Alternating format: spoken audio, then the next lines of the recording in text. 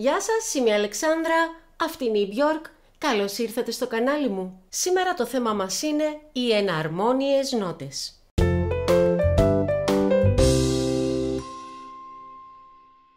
Οι εναρμόνιες νότες ή αλλιώς οι εναρμόνιοι φθόγγοι είναι κάτι που συχνά μπερδεύει τους αρχάριους μαθητές της μουσικής θεωρίας, αλλά μην ανησυχείτε, γι' αυτό έχετε μένα για να σας τα εξηγώ. Ας προσπαθήσουμε να εξηγήσουμε τι είναι οι εναρμόνιες νότες. Εναρμόνιες νότες είναι δύο νότες που γράφονται διαφορετικά αλλά ηχούν το ίδιο.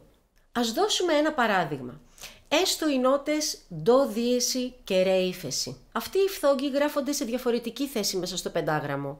Το ντο δίεση βρίσκεται στο τρίτο διάστημα και το ρε ύφεση στην τέταρτη γραμμή. Επίσης έχουν διαφορετικό όνομα, ντο η μία και ρε η άλλη. Όμως το ηχητικό αποτέλεσμα είναι ακριβώς το ίδιο. Έχουν το ίδιο τονικό ύψος ή αλλιώς έχουν την ίδια συχνότητα. Και γιατί δηλαδή να έχουμε δύο διαφορετικά ονόματα για τον ίδιο ήχο? Δεν μας φτάνει το ένα? Πρέπει ντε και καλά να κάνουμε τη ζωή μας δύσκολη? Ακριβώς αυτή την ερώτηση μου κάνουν σχεδόν όλοι οι μαθητές μου όταν εισάγω την έννοια των εναρμόνιων φθόγγων. Και θα προσπαθήσω με ένα απλό παράδειγμα να εξηγήσω το λόγο για τον οποίο μερικά τονικά ύψη εκφράζονται με δύο ή και μερικές φορές τρία διαφορετικά ονόματα. Ακολουθήστε με λιγάκι στο παρακάτω νοητικό πείραμα. Έστω ότι με καλεί ο μπαμπάς μου σε ένα πάρτι που κάνει η εταιρεία του να πάω κι εγώ έτσι για την παρέα. Σε αυτό το πάρτι δεν ξέρω κανέναν και ούτε με ξέρει και κανείς. Και κάποια στιγμή, καθώς βρίσκομαι στο μπαρ και κατεβάζω τα ωραιότατα κοκτέιλς μου, έρχεται μια συμπαθέστατη κυρία και με ρωτάει ποια είμαι.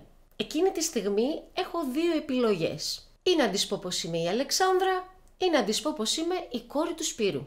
Η δεύτερη επιλογή στη συγκεκριμένη περίπτωση θα είναι πιο σωστή, γιατί αν της πω ότι είμαι η κόρη του Σπύρου, καθώς γνωρίζει τον πατέρα μου, θα κάνει τη συσχέτιση και θα καταλάβει ποια είμαι. Ας υποθέσουμε τώρα ότι μετά από μια εβδομάδα με καλεί μια φίλη μου σε ένα πάρτι που βρίσκονται διάφοροι γνωστοί και άγνωστοι. Κάποια στιγμή λοιπόν με πλησιάζει κάποιος και με ρωτάει ποια είμαι. Φαντάζεστε να του έλεγα ότι είμαι η κόρη του Σπύρου? Θα με πέρναγε για τρελή. Θα του πω ότι είμαι η Αλεξάνδρα. Μπορείτε κι εσείς να βρείτε παραδείγματα από την καθημερινότητά σας που προσδιορίζεστε με διαφορετικούς τρόπους έτσι ώστε να συμφωνεί με το περιβάλλον στο οποίο βρίσκεστε. Άρα εγώ κάποιες στιγμές μπορεί να είμαι η αδελφή της Νάντιας, η γειτόνισσα της Κυραγιάννας, η δασκάλα του Βαγγελάκη, το κορίτσι με τις αφέλειες κτλ. Όπως καταλαβαίνετε από το προηγούμενο παράδειγμα, τόσο η Αλεξάνδρα όσο και η κόρη του Σπύρου είναι ακριβώς το ίδιο πρόσωπο. Είναι κάτι σαν τις δύο όψεις του ίδιου νομίσματος. Ανάλογα λοιπόν με το περιβάλλον στο οποίο βρίσκομαι, μπορώ να προσδιορίσω τον εαυτό μου με διαφορετικούς τρόπους, έτσι ώστε να έχει νόημα στο συγκεκριμένο περιβάλλον. Έτσι λοιπόν και αυτός ο ήχος μπορεί να ονομαστεί ντοδίεση ή μπορεί να ονομαστεί και ρε ύφεση, ανάλογα στο περιβάλλον το οποίο βρίσκεται. Στην περίπτωση της μουσικής, το περιβάλλον αυτό είναι η κλίμακα. Αν βρισκόμαστε λοιπόν σε μια κλίμακα που στον οπλισμό της έχει διέσεις, τότε αυτός ο φθόγκος θα ονομαστεί ντοδίεση. Ενώ αν βρισκόμαστε σε ένα περιβάλλον, δηλαδή μια κλίμακα που στον οπλισμό της έχει υφέσεις, τότε αυτός ο φθόγκος θα ονομαστεί ρε ύφεση. Αυτή είναι η εξήγηση. Τώρα κατάλαβα. Ανάλογα λοιπόν την κλίμακα στην οποία αναφερόμαστε, ο ήχος αυτός που άλλοτε μπορεί να ονομαστεί ντοδίεση και άλλοτε ρε ύφεση, μπορεί να μας δώσει διαφορετικά ηχητικά αποτελέσματα όταν θελήσουμε να κατασκευάσουμε μελωδίες που να περιλαμβάνουν αυτόν τον φθόγκο ή όταν θέλουμε να τον εναρμονίσουμε. Αν για παράδειγμα επιλέξω ότι αυτός ο ήχος είναι το ντοδίεση, τότε μπορώ να παράγω μία αρμονική ακολουθία που μπορεί να ακούγεται κάπως έτσι.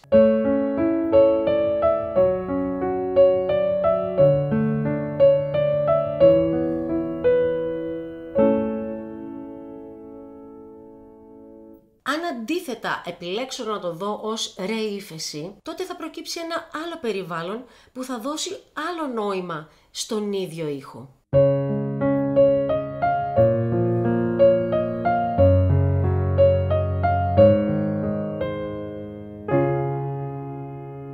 Όταν δύο φθόγγοι είναι εναρμόνιοι, τότε λέμε ότι μεταξύ τους είναι εναρμόνια ισοδύναμα. Κάθε φθόγκος μπορεί να παράγει από 2 έως 3 εναρμόνια ισοδύναμα. Ας πάρουμε έναν και τους 12 φθόγκους που έχουμε στη διάθεσή μας από το 12φθογκο ισοσυγκερασμένο σύστημα της δυτικοευρωπαϊκής μουσικής και να δούμε ποια εναρμόνια ισοδύναμα παράγει. Αυτός ο φθόγκος μπορεί να πάρει τα ονόματα ντο, σι δίεση και ρε διπλή ύφεση. Αυτός ντο δίεση, σι διπλή δίεση ή ρε ύφεση. Αυτός ντο διπλή δίεση, ρε ή μη διπλή ύφεση. Αυτός ρε δίεση, μη ύφεση ή φα διπλή ύφεση. Αυτός ονομάζεται μη ρε διπλή δίεση ή φα ύφεση. Αυτός μπορεί να ονομαστεί φα, μη δίεση ή σολ διπλή ύφεση. Αυτός μπορεί να ονομαστεί φα δίεση, μη διπλή δίεση ή σολ ύφεση. Αυτός ο φθόγκος μπορεί να ονομαστεί σολ, φα διπλή δίεση ή λα διπλή ύφεση. Αυτός ο φθόγκος μπορεί να ονομαστεί σολ δίεση ή λα ύφεση. Αυτός λα, σολ διπλή δίεση ή σι διπλή ύφεση. Αυτός μπορεί να ονομαστεί λα δίεση, σι ύφεση ή ντο διπλή ύφεση. Και αυτός ο φθόγκος μπορεί να ονομαστεί σι, λα διπλή δίεση ή ντο ύφεση. Όλα αυτά είναι πολύ χρήσιμα για να κάνουμε σωστή καταγραφή της μουσικής και για να έχουμε αυτό που λέμε σωστή ορθογραφία. Η έλλειψη αυτής της γνώσης, της σωστής ορθογραφίας της μουσικής, πολλές φορές οδηγεί σε διάφορα τέρατα που βλέπουμε σε διάφορα site που δίνουν συγχορδίες για τραγούδια. Είμαι σίγουρη ότι κάποιο τέτοιο θα το έχετε πετύχει κι εσείς. Από εδώ και πέρα όμως θα ξέρετε να το εντοπίζετε. Η σωστή εναρμόνια επιλογή στη μουσική είναι κάτι σαν την ορθογραφία στη γλώσσα. Ας πάρουμε για παράδειγμα τη λέξη σκορπίζεται. Αν το τελικό το γράψω με αλφαγιώτα, τότε εννοώ παθητική φωνή.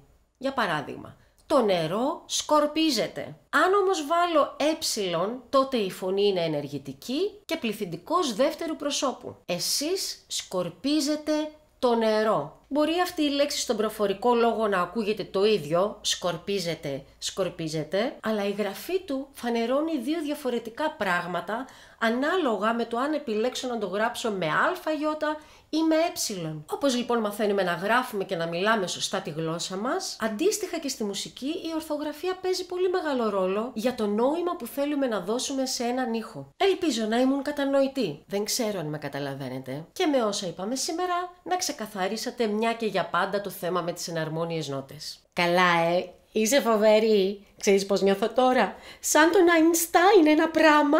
Επιτρέψτε μου να γελάσω σαρκαστικά. Αν σας άρεσε αυτό το βίντεο, κάντε like και subscribe, ακολουθήστε με στα social media, μοιραστείτε αυτό το βίντεο με τους φίλους σας και αφήστε τα σχόλιά σας και τις ωραίες σας ερωτήσεις στην περιοχή των comments. Αν σας άρεσε πάρα πολύ αυτό το βίντεο, τότε κοιτάξτε στην περιγραφή με ποιους άλλους τρόπους μπορείτε να στηρίξετε αυτό το κανάλι. Αυτά από εμένα και την Björk, τα λέμε στο επόμενο επεισόδιο. Πετάνε οι τρίχες της Björk παντού.